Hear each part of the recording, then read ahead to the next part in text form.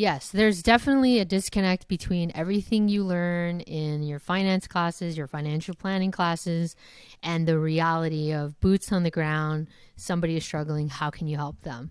In school, it just feels like you're in the worst, like math class where all the problems are word problems, like train A leaves from station in Connecticut at 10:40. Train B leaves. But, instead of trains, it's, Charles in his retirement and 7% return. So it just feels like math problems. You learn how to use like a fancy calculator. And then in the real world, it's like a husband and wife are sitting across from you, and there's one breadwinner and there's one person who keeps running up the credit card. How do you navigate the reality of that situation where these people are in a relationship and they love each other and they're trying to make this work, but they keep running up against this maybe emotional or psychological issue? And of course the math and the dollars and cents matter, but there's a level of emotional intelligence and bedside manner and understanding people are people that you have to use when working in financial service industry. So how would you define wealth for the average person? I think that depends on each person. So I know a lot of, I think, average people in my life, and some of them have inherited $100,000 when they were 21. And so to them, $100,000 isn't wealth, right? They don't have property and they maybe don't have that much in their 401k because they're still young.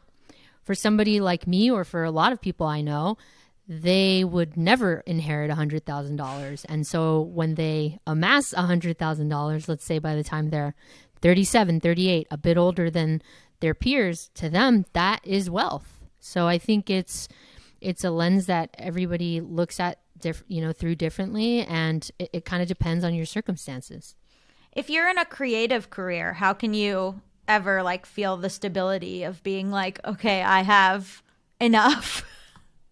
Yeah, that is really challenging. I think that there's some sort of acceptance when you are creative in a creative career that your income is most certainly going to fluctuate.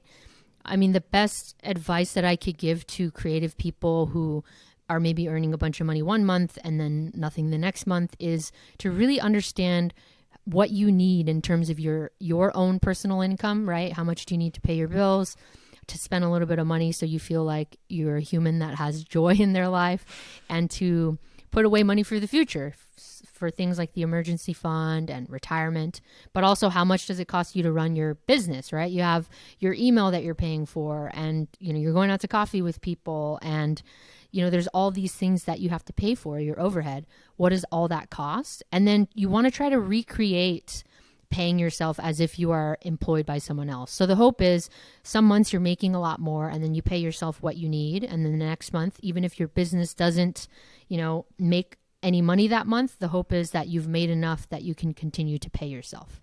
Yeah, to pay yourself the same amount every month so that you're not thinking, well, I made 16,000, so I should spend 16,000. That's like the hardest part for me. Yes. What sort of creatives do you work with mostly? All sorts of creatives. I mean, I work with creatives who, like I mentioned before, work in production companies. So you have filmmakers who are doing storytelling for organizations like Nike and Google. But I also work with, a lot of friends of mine are kind of like single person creatives, like choreographers, dancers, artists, actors, and, everything in between. And, I wanted the book to speak to as many types of creative folks exist.